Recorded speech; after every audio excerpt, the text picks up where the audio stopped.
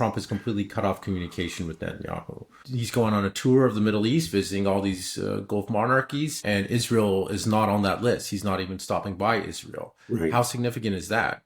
Well, yeah, it's significant. And I think also, I believe it was Hegseth was going to visit Right. Israel and he canceled his trip to Israel. So it is significant. You Right. know, I mean, there's, So, if, one or two things you say, who knows? Maybe Hegseth got a cold or something like I have right now. But, um, um, but yeah, there's accumulating evidence of a real rift. I think we have to believe in it now. okay.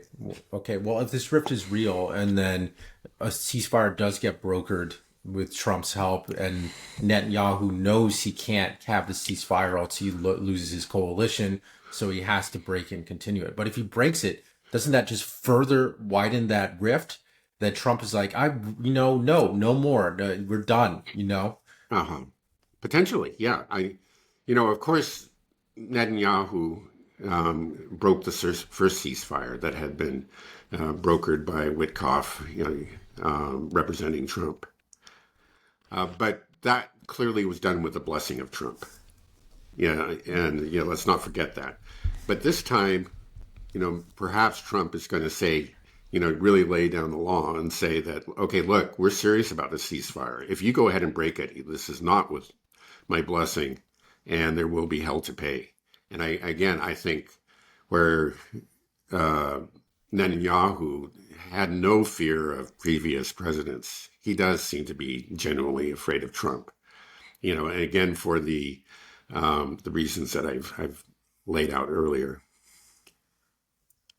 I want to see Netanyahu scared and just see that smugness on his face all the time. He comes to our Congress and gives these speeches and smiles and gets all these ovations.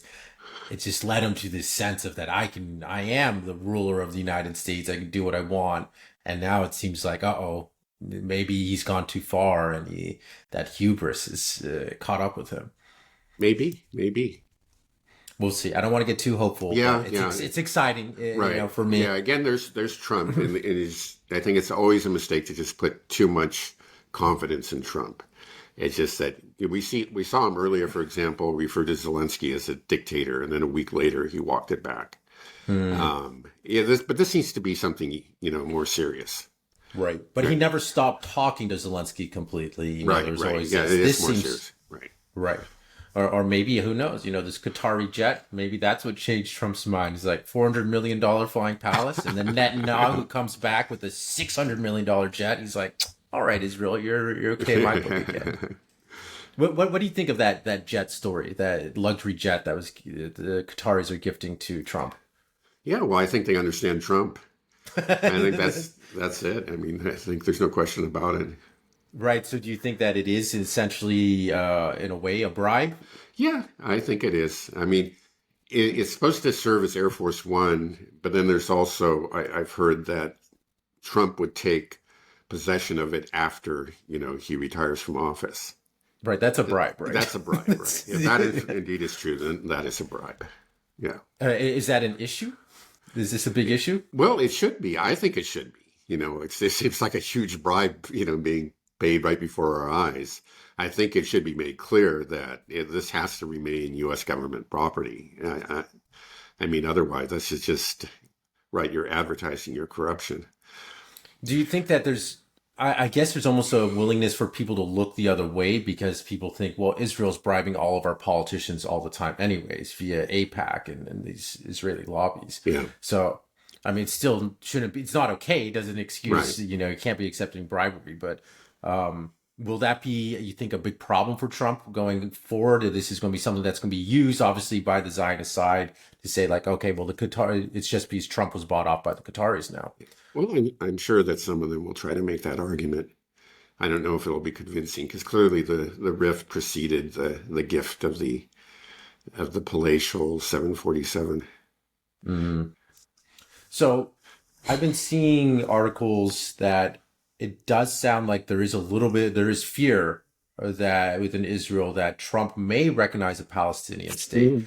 Do you really think that that's on the table? All I can say is I've heard those rumors, but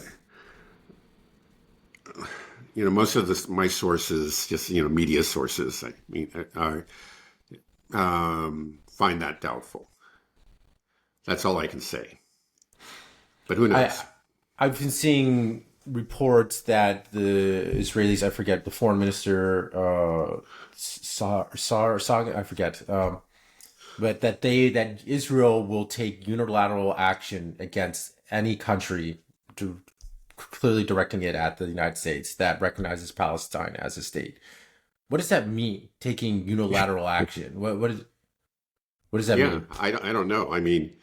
Um, other countries have done that in Europe, for example, and I can't think of any real. There's been heated protests. Maybe an ambassador was called back, that kind of thing. But other than that, I don't know what they could do. Yeah, it seemed like it was clearly directed at the U.S., not really so much the rest of the world. Because Right. that's, I think that's Israel doesn't care so much. I mean, they do a Yeah. bit, obviously, but if a Right. country like Norway or Spain says that, Right. we're going to recognize Palestine, Right. Well, I they think, don't like it, but yeah. Never forget that, of course, Israel has many, many very powerful assets within the U.S. And if they want to go to war with the administration, they could. Now, it's going to be a tough war again because Trump is Trump.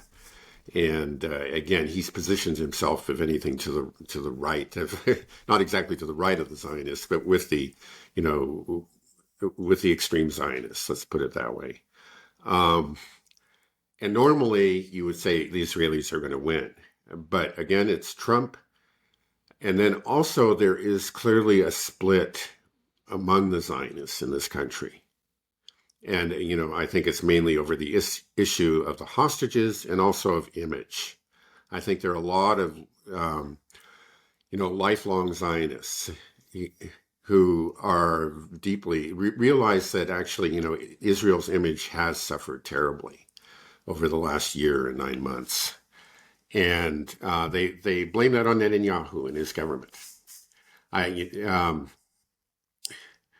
And so, yeah, I think just to give you a very good example of that, there was a piece in the New York Times recently by Thomas Friedman, is one of these lifelong ardent Zionists. And he said it's just, essentially, yeah, Netanyahu has to go. Israel, has taken a wrong turn. It's, very, very surprising words from a person like Thomas Friedman.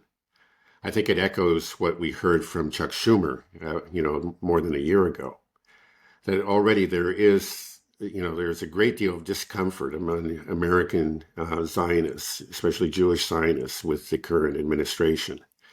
And so this is Zionism within the U.S. is divided. This and this provides a unique opportunity. You could say that it's been suffering the strains of the Gaza genocide. The people like Thomas Friedman, they haven't really come to terms with. They don't admit the horror of what has happened. They deny, the crimes of Zionism prior to October 7th.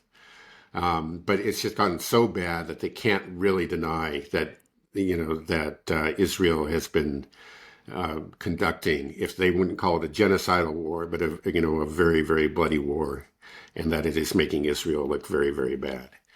And you know, the, it's out of really loyalty to Zionism on their part that they feel like Netanyahu has to go, and they have to get a new face there for Zionism in Israel. So again, this provides, this split within the U.S., this split within Israel does provide Trump with an opportunity. So maybe, even if Netanyahu goes after him, he may find that he doesn't have the power within the U.S. that he used to have. And again, this is a consequence of the Gaza onslaught, the Gaza genocide.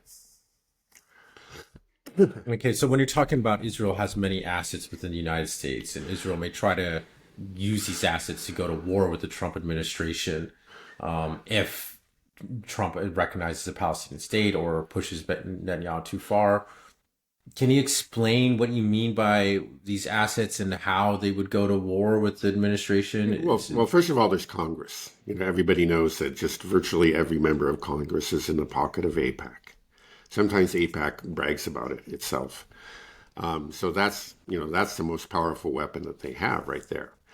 And AIPAC so far has remained aligned with Netanyahu and his government. They haven't, um, but they may, looking at the shifting landscape, who knows? They may decide that they're going to have to put some distance between themselves and Netanyahu. And then, of course, the media, mainstream media, is full of shills for Zionism. And so those are two very, very powerful forces right there. And then there are the mega donors on both sides of the aisle. For the Democrats and the Republicans, the majority of these, like the top 10 mega donors, are outright Zionists. So again, you put this all together, and yeah, there's a formidable army. But again, if they are split, they may not be able to defend Netanyahu. There clearly are a certain number, yeah, of them are already, have decided that Netanyahu must go. Well, I hope this war happens. It shouldn't be so bloody. It's a war that needs to happen. And I feel like if this does happen, if the Israel uses its assets within the U.S. to take down Trump and the Trump administration, we are going to see it backfire magnificently on the Israelis. Because you're basically asking, all right, the members of Congress that are all bought off by AIPAC, just the fact that this is becoming more and more recognized. You see it on Twitter. People understand that AIPAC is buying our politicians. There's just more general awareness. And then these politicians are going to have a decision. Are they going to be siding with Trump or are they going to side with AIPAC? And when they do side with AIPAC, it just becomes very, very apparent to everybody that, hey, you are an Israeli first person. You are not acting in the interest of the United States. You're a congressman elected to serve your district, your people in the United States.